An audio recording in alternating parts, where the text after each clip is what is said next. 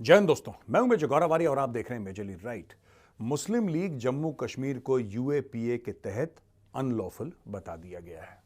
UAPA आपको पता ही है, यूएपीए ऐसा कानून है जिसकी कोई काट नहीं है। अब मसर्रत आलम भट्ट इसका हेड, इसका चेयरमैन, ये शक्ल देखिए मसर्रत आलम की शक्ल देख ली। शक्ल ऐसी है भाई साहब की कि माँ बच्चे से कहे कि बेटा सो जा वरना मसर्रत आलम आ जाएगा। ये आदमी हुर्रियत कॉन्फ्रेंस के साथ भी लगा हुआ था। ये आदमी सैयद अली शाह गिलानी के फैक्शन का भी था और उनकी जगह लेना भी चाह रहा था। टेम्परेरी कैपेसिटी में उसका बड़ा सीनियर ओहदेदार भी था हुर्रियत कॉन्फ्रेंस का।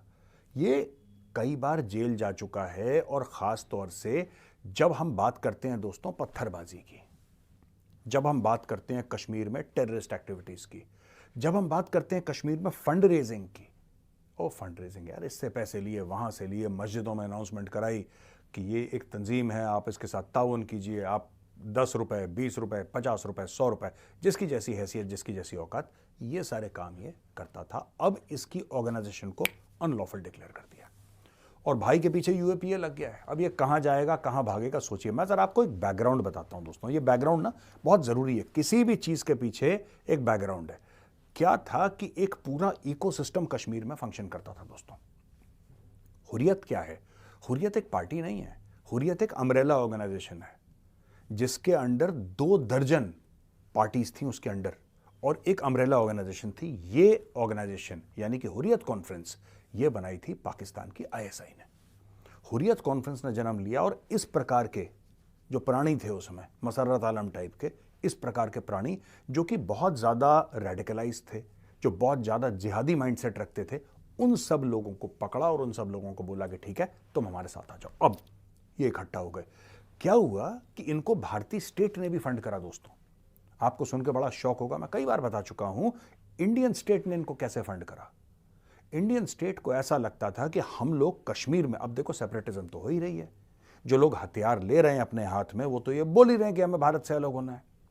वो लोग तो ये AK-47 लेके चल चुके हैं, पाकिस्तान से लोग आ रहे हैं, अफगानिस्तान से आ रहे हैं, यहाँ से वहाँ से, पूरा एक जिहाद की फैक्ट्री पाकिस्तान ने कश्मीर में खोल दी थी। तो उस समय किसी बुद्धिजीवी का दिल्ली में ये ख्याल आया कि भैया ऐसा है कि इनको पैसे देते रहो। किनको पैसे? हुर्रियत। क्योंकि हुर्रियत जो है बातें करता था, हुर्रियत हथियार नहीं चलाता था। हुर्रियत आतंकवादियों के साथ, टेररिस्ट के साथ घुला मिला तो था, लेकिन हुर्रियत अपने आप में काइनेटिक एक्शन नहीं करता था। तो इनको लगा कि हुर्रियत को पैसे देते रहो, पैसे देके इनको खरीदते रहो, खरीदते रहो, खरीदते रहो, खरीदते रहो, खरीदते रहो। और एक दिन ऐसा आएगा कि जिस दिन ऐसा होगा कि भाई वो यूनाइटेड नेशंस के जो कश्मीर को लेकर रेजोल्यूशन थे, अगर उसके ऊपर कभी वोटिंग आएगी तो ये लोग हमसे इतना पैसा ले चुके होंगे कि उस दिन ये चुप हो जाएंगे और बोलेंगे कि चलो यार जैसा भी है, चलो भारत के साथ ही ठीक है। ये किसी महान आत्मा ने आइडिया लगाया बहुत पहले। दोस्तों 2 बातें बताता हूं। जब 370-35 से हटा तो इसी कारण से हटा कि मोदी सरकार ने फैसला कर दिया कि ना हमें यूएन की बात माननी है, ना हमें हुर्रियत की ज़रूरत है। जो पत्थर फेंकेगा उसके कान के नीचे 3 लगाओ और जेल में डालो उसको। जो आतंकवादी है उसको ठोको। ये तुम्हारा बहुत हो गया, प्रोटेस्ट ड्रामा, हाय हाय, छाती पीटना, विक्टिम कार्ड, ये सब डालो कोने में। उन्होंने इंटरनेट का लॉकडाउन करा, 370-35 से हटाया, कश्मीर घाटी शांत हो गई 5-6 महीने में, कहानी खत्म हो गई। अब नॉर्मल हो चुकी है लगभग। अभी भी एनकाउंटर चल रहे हैं, अभी भी मौतें हो रही हैं वहां पे, लेकिन पहले से बहुत ज्यादा कम। अब एक और बात बताता हूं दोस्तों, यही गलती इजराइल ने करी जो गलती भारत ने करी थी। और मुझे लगता है कि भारत को ये चीज इजराइल के साथ, पता नहीं, भारत ने उन्हीं को स्टडी कर लेनी चाहिए थी। हम क्या शेयर करते हैं तो ओपन है। इजराइल ने क्या गलती करी आपको पता है? इजराइल ने भी हमास को, क्योंकि हमास की सरकार चलती थी गाजा में ना, तो बोला कि नहीं हम फिलिस्तीनियों को नौकरियां देंगे।